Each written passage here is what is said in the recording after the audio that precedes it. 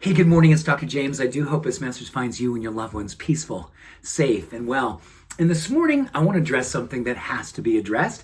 I hope you'll stay with me for the next few minutes because I do believe and I pray in my heart this will be helpful to you and hopefully someone that you know and love.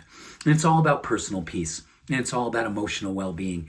And it's all about what it is we know mental health is now absolutely struggling with and will be for quite some time. As we kind of move through this experience of COVID-19, there is no question there has been trauma on varying degrees. I'm not comparing it to the trauma of being through war or seeing intense violence, that kind of PTSD. This is a different kind of PTSD, but a very similar way is affecting the way that we see ourselves, how we see the world, how we see each other, and how we've now taken this position of future fear. And future fear of having our guard up and being hyper vigilant in the relationship to stress and how it's affecting our serotonin, our dopamine, our personal sense of peace and possibility. And it's going to get in the way of something that we know is so critical. And that is being able to trust again.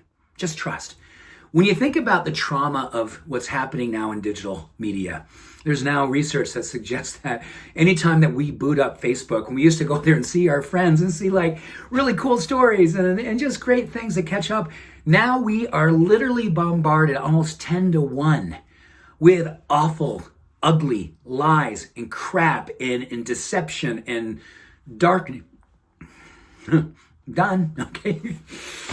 We have to really understand that there is an opportunity right here at hand, but we have to be very courageous. We have to have a conviction. You and I got to decide, you know what? I'm going to declare this is a safe zone.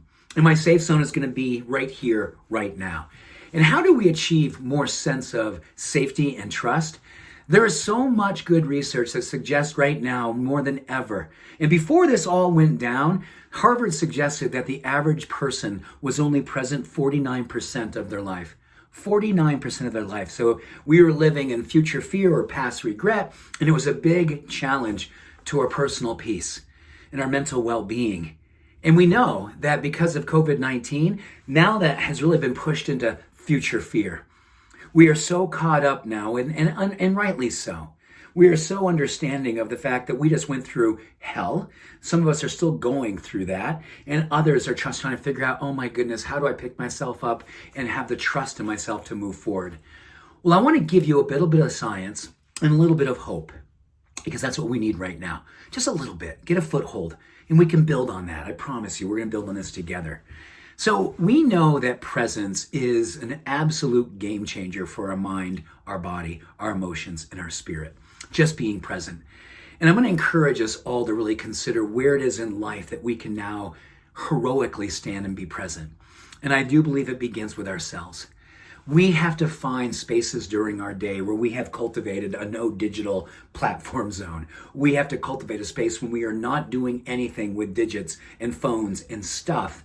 And we are 100% right here in the moment, listening to our heart, helping to simmer our brains.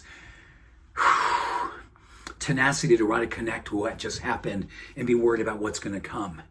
And breathe ourselves through those moments and say, we have this now. What can I do in this moment now? There's so much power in the presence, and we do know that from a standpoint of how the vagus nerve works, which is basically the vagus nerve is in charge of whether or not we're present and peaceful, or we're in a space where we're out in the future and we're full of fear. Simply being in the moment. And here's where the beautiful thing comes in. The beautiful thing is when you see other human beings and you can be heroically there, nowhere else.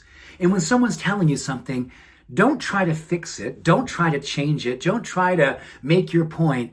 Just do this. Tell me more. I'm listening. Tell me more. I'm listening. And do that with your eyes, and do that with a level of sincerity. Do that with a level of heroic presence. And watch how the chemistry of connection, the currency of trust, the transmission of love unfolds before your very eyes, because we can retrain our brain. We can retrain our consciousness, and we can learn how to be present once again. It's beautiful, and we get a chance to do it. This is a human opportunity, and it's a humanistic psychology. It's a spiritual position in life that we all need to retake, reclaim, and reestablish. It's up to us. It's in us already, Whether or not we can believe it into being and take a stand for that truth is whether or not we will choose to. I believe we will choose love right here, right now. I love you and I believe in you. Have a beautiful day. Bye for now.